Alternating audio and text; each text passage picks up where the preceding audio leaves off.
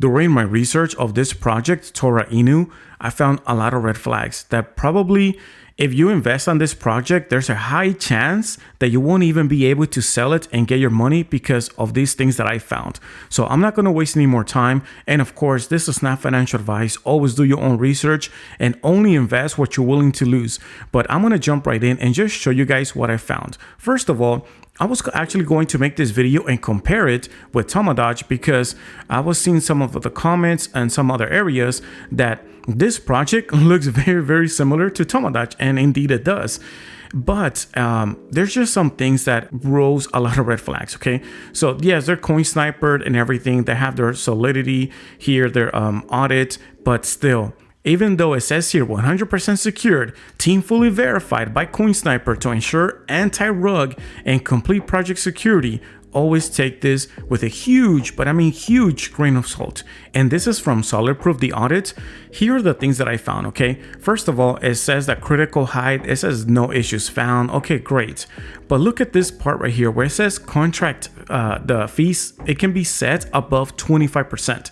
Check this out. It says contract owner is able to set fees above 25% or nearly to 100%. Very high fees can also prevent token transfers. And I'm just going to jump straight to their comments, okay, from the audit. It says fees can be set above 100%, so that's a huge red flag. The other one is that liquidity will be added to the owner. I'm not sure exactly what that means, but it sounds like the owner will have access to liquidity.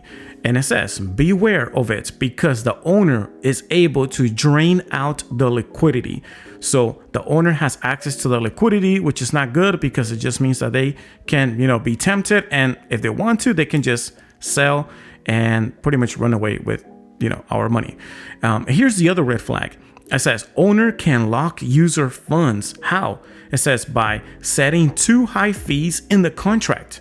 So imagine, let's just to keep it very simple, let's say you have $100 worth of tokens that you want to sell, and the fees are so high that out of those $100 worth of tokens, you only end up to keeping like $40, $30, or let's say even $20 is what you're going to be left over, which is just insane. It's just crazy, right? And worse than that, let's say if that wasn't enough, the owner can also lock users' funds by setting a max transaction amount to 0.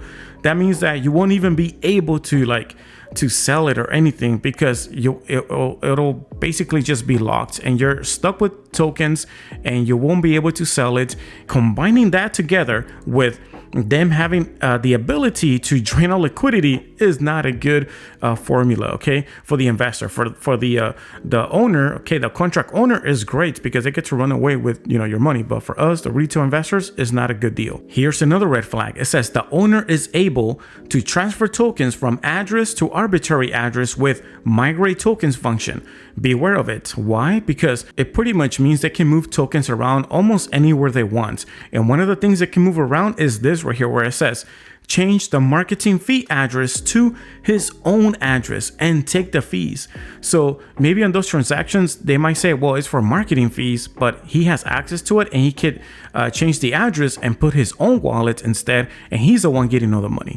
So you got to just be careful about that. We can look here that they're not even trying to raise that much money. They're trying to raise a total of $425,000. It's not like in the millions.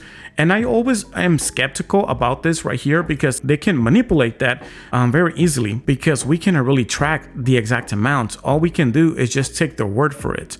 And so those are the things that we got to watch out for. And they're also doing a giveaway, okay? Again, this giveaway that they're doing is very similar to what Tamadoge, IMPT token, and we can see here that it's even in the same format.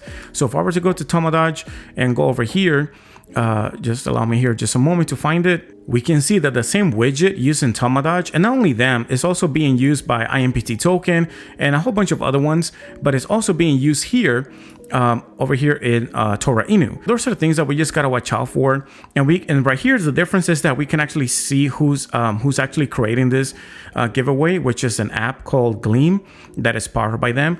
But yeah, so it's very, very similar, but they're doing like smaller numbers because also their total supply is only 1 billion, which is half of Tamadoge. Tamadoge is a total supply of 2 billion, but in circulation is 1.4 billion currently. But overall, I gotta say that we just gotta be really careful.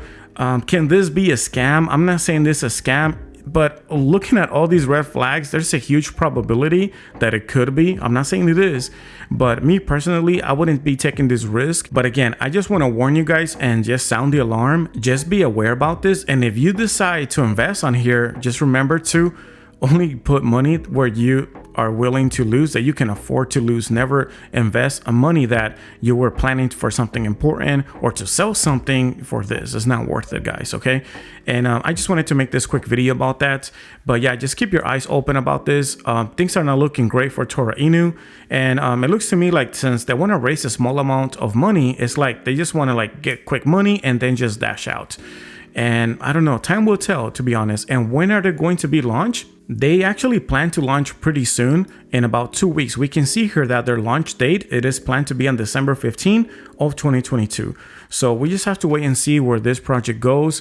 You know, I could be wrong. I'm not saying that I'm 100% right. I could be wrong about everything that I'm saying, but just on their audits, things are not looking very bright for them. Things are not really looking good. And I haven't even covered other things that are also kind of questionable. I just wanted to cover this because I think this right here upfront is very, very bad. Imagine investing and you won't be able to get your money out because of the high fees or because they changed the transaction amount to 0. And there you go. Your money is pretty much locked and you won't have access to it to sell it. So just watch out, guys, about this. Thank you so much for watching. If you're interested on current pre-sales, check out these other videos right here. And again, appreciate all of your support and I'll see you on the next one. Peace.